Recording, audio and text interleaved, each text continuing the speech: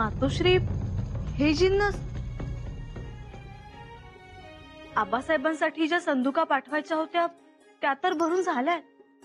आणि थोरल्याबाई साहेब, महाराजांना हे फराळ्याचे जिन्नस चालणार नाही.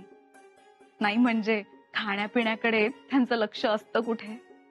हे जिन्नस महाराजांसाठी नाहीच मुळे, आमच्या शंभूराजेंसाठी आहेत. शंभूराजांसाठी? हो मातोश्री, युवराजांना समजलं तर युवराज खूप खुश होतील. ते आपल्या घरादारासाठी एवढं करतात, मग आपण त्यांच्यासाठी करू नये? बरं, त्यात दिलं तर खातील असा त्यांचा स्वभाव. म्हणून म्हटलं हे सगळं आपणच भरून ठेवावं. बरं केलं. आणखी आज गडावर शंभूराजेंसाठी पुरणपोळ्या बनतील. आम्ही स्वतः बनवू. आम्ही तयारीला लागतो. मातोश्री, आम्ही पण येतो. बर, चला.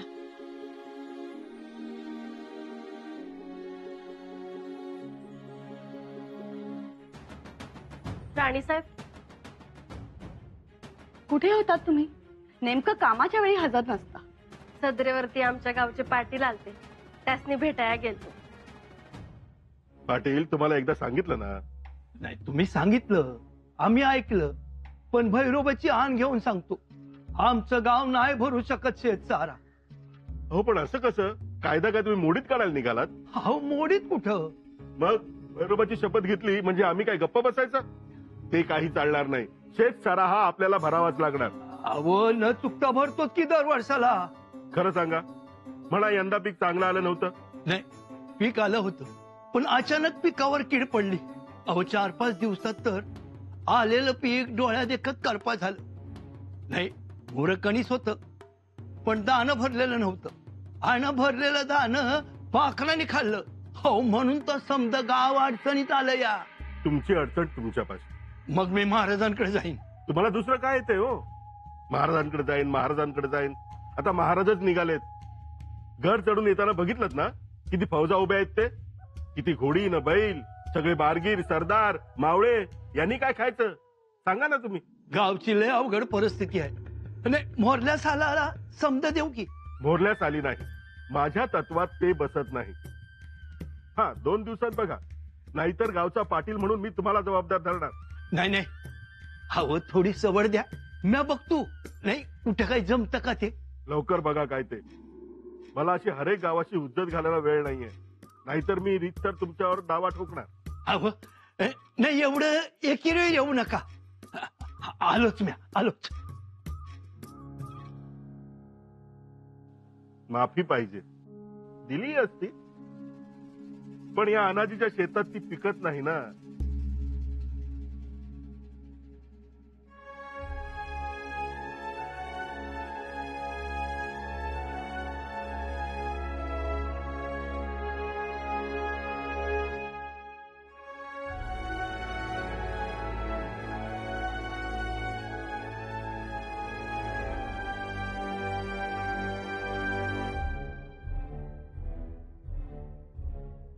उत्तम हत्यार बनवलंत. कुणी बनवली? माझ्या बाण. तुम्ही सांगितल्यावर बाला लगेच गाडावर बोलून घेतला. रात्रंदिवस खपून मग ही कर्नाटकी धोप बनवली बघा. हत्यार म्हणजे 52 कशी हत्यार आहे? बाबा, काय गमती लपवल्या त्या तलवारीत? युवराज, ही धोप लय भारी, जबर काम करणार. लांबी 1.5 हात. त्याच्यामुळं आपल्या सैनिकांचा आवाका वाढला. गनिमाची तलवार 1 हात आणि आपली 1.5 हात. त्या धोपचं विशेष म्हणजे ह्या धोपची जी मूठ आहे की नाही, लय सुरक्षित. ह्या गनिमाची तलवार जर आली, सर्व करून घसरून ती आल्यावर शत्रूची तलवार ह्या ठोल्यात अडकणार.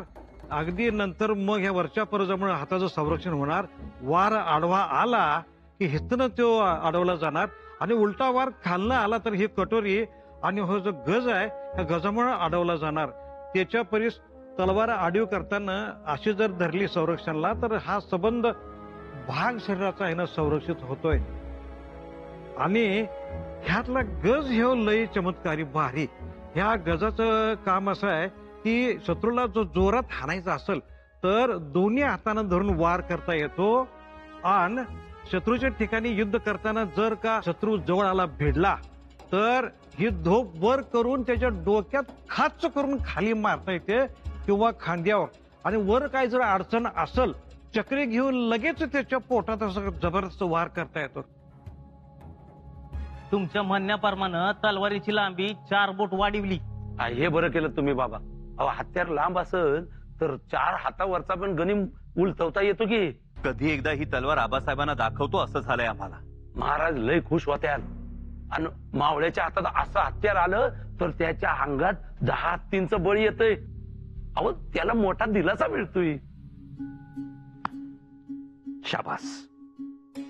चित्त हरपून टाकेल अशी तलवार बनवली. आमच्या मनातल्या कल्पनेला आकार दिला. बोला काय इनाम देऊ? नाही जी, इनाम नग, सेवा रुजू झाली हेच लय झालं बघा. नाही नाही, इनाम तर घ्यावंच लागेल. आमचा शब्द आहे. मग इनामच द्यायचा असेल तर गावातल्या शेतकऱ्यांचा औंदाचा शेतसरा माफी करा की. का? पिकावर कीड पडली, शेतकऱ्याच्या शेतातनं घरात एक बी दाणा गेला नाही बघा. तुमचं शेत आहे? नाही जी. मग स्वतःसाठी इनाम मागायचं सोडून तुम्ही गावाचा शेतसारा माफ करायला सांगताय. अहोरात्र कष्ट करून तापत्या रसरस्त्या भट्टी समोर बसून पोलादाशी झुंजत त्याच्यावर अगणित घाव घालत त्याला पाणी पाजत तलवार तुम्ही बनवली. आणि इनाम मात्र गावासाठी मागताय. मामासाहेब, हे खरं स्वराज्य. खरंय, आजकाल अशी नियत नजरच बी पडत नाही. हो ना. एकीकडे स्वार्थासाठी मतलबासाठी दुसऱ्याच्या पुढ्यातलं ओढतात. दिलं नाही तर हिसकावतात, मांडी खाली सरकवतात. घरात भिंती आणि शेतात बांध उभे राहतात. या दुस्वासाच्या दुनियेत तुम्ही गावच्या भल्याचा विचार केला. जा, तुमच्या गावाला शेतसारा माफ आणि तुमची बिदागी आमच्या खासगीतून अदा केली जाईल. आता वेगानं कामाला लागा. अशा आणखी तलवारी बनवा. बाबा, ठेवा आमची आठवण म्हणून. लय उपकार झालं. सारी जिंदगी काढली साताऱ्याच्या पसारात. आज आमच्या आयुष्याचं सोनं झालं. आयुष्यभर पुरेल हे. या, येतो.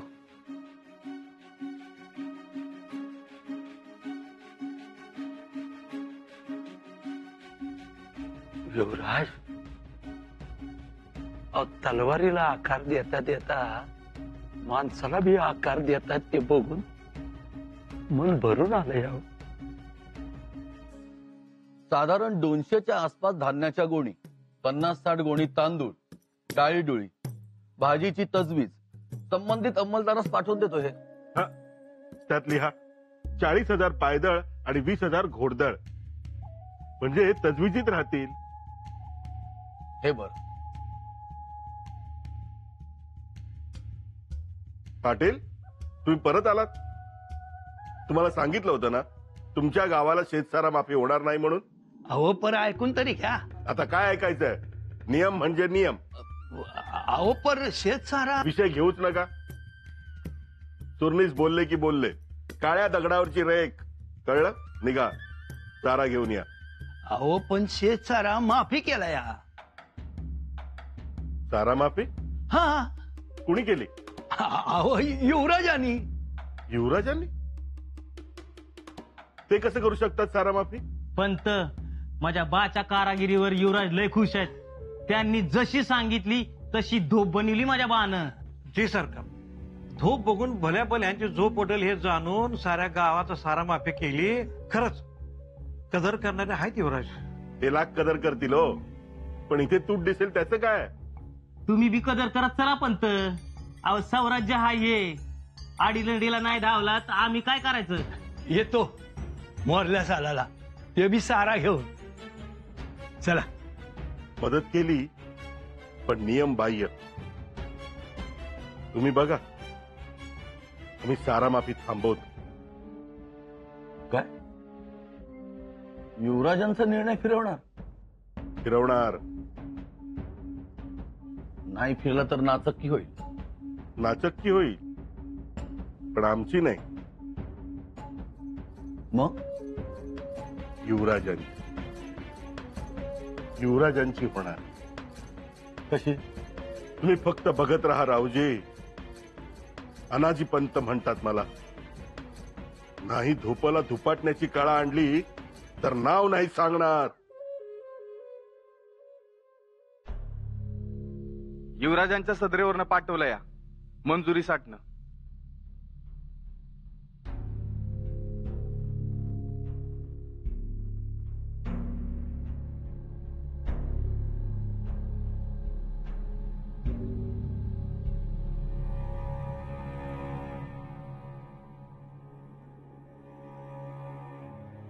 शिरपूर गावाला युवराजांनी सारा माफी दिली. पण हे तर अनाजी पंतांच्या अधिकारात हस्तक्षेप केल्यासारखं आहे. पंतांची अनुमती असेल का याला?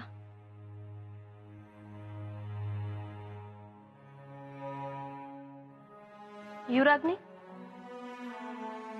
सूरनीस पंत येण्याची परवानगी मागतात. परवानगी आहे जी.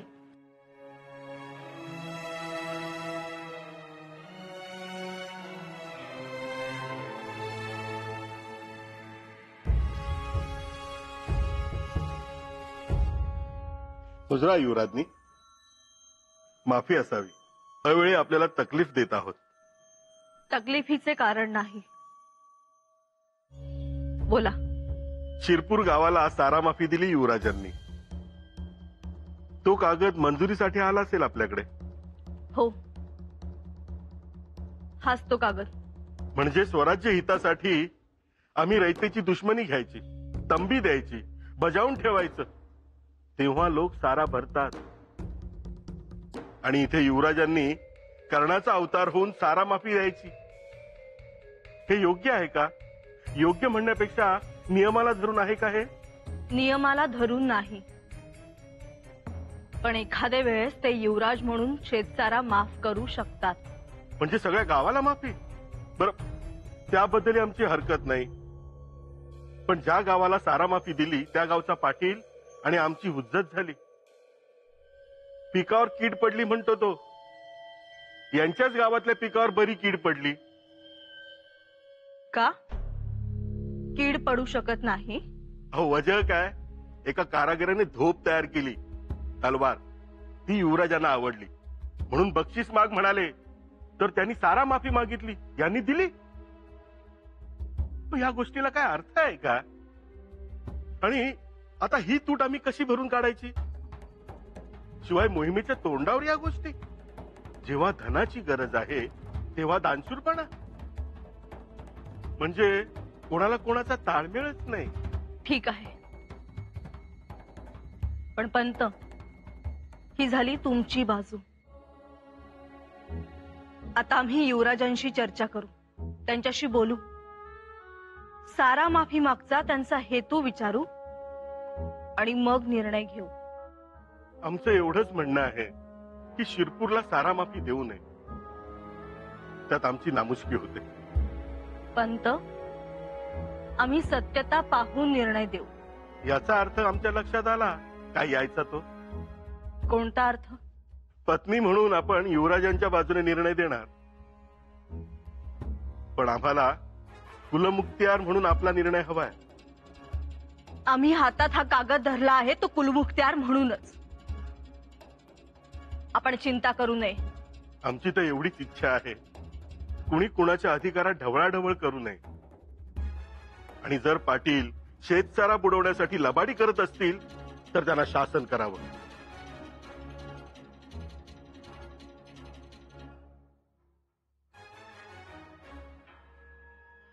पंत, शेतकरी लबाडी करत नाहीत. लबाडी करणारे दुसरेच असतात. आणि आपल्याला हे चांगलेच ठाऊक आहे.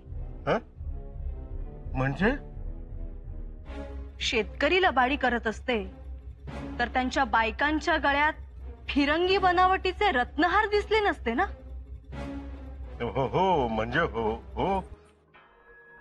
आम्ही योग्य तोच निर्णय देऊ. आपण चिंता करू नये. जी या आपण. जी युवराजने.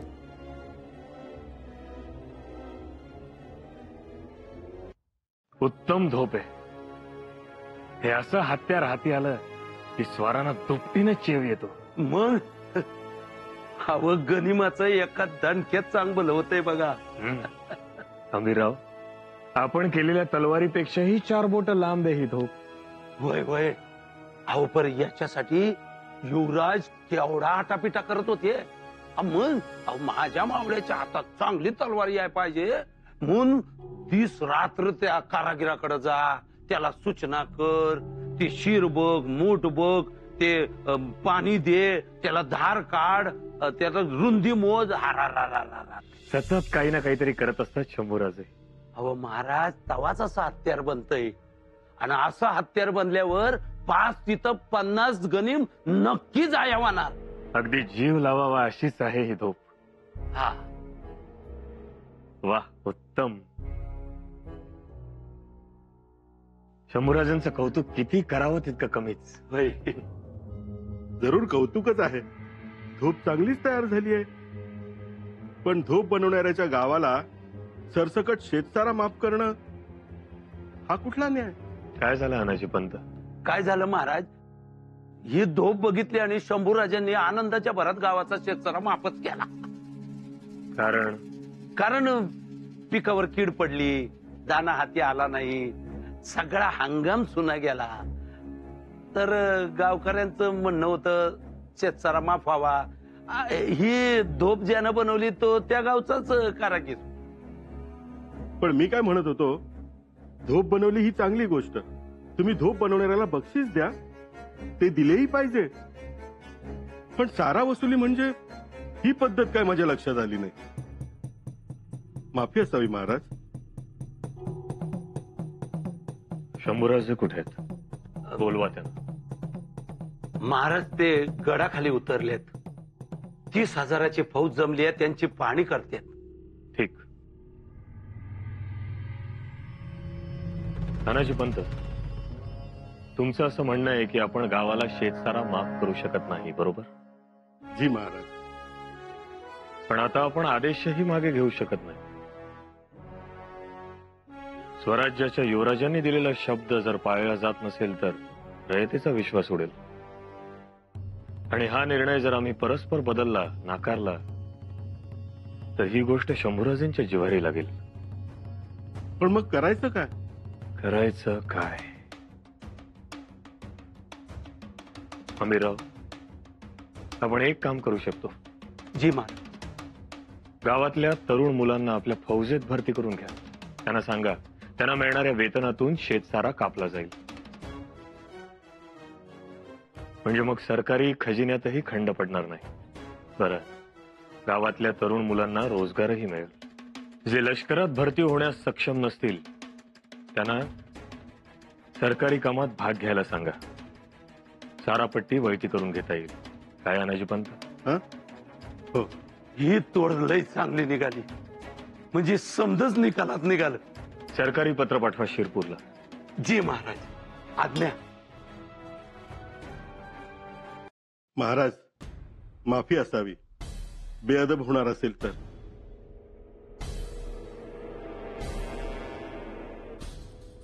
बोला अनाजी पंत. महाराज, नेतृत्वाच्या निर्णयाचा फेरविचार व्हावा. वजह? शंभूराजे भावनेच्या पोटी निर्णय घेतात. त्यांचे निर्णय हे सेनापतीचे निर्णय नसतात. युद्धभूमीवर अशा गोष्टींनी मनस्ताप होऊ शकतो. अथनीच्या मोहिमेतही बब्बर खानास जीवदान दिले होते. अशा छोट्या गोष्टींनी हुरळून जातात. हुरळून जातात म्हणजे? पण लोकांना मदतच करतात ना. औदार्य हा रणभूमीला मारक ठरणारा गुण आहे. आम्ही काय सांगावे, आपण सर्वज्ञ आहात, परंतु परिपक्वतेची गरज आहे. एवढेच आमचे काळजीपोटीचे सांगणे.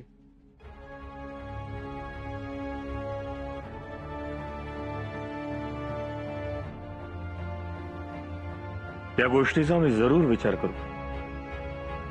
आज्ञा.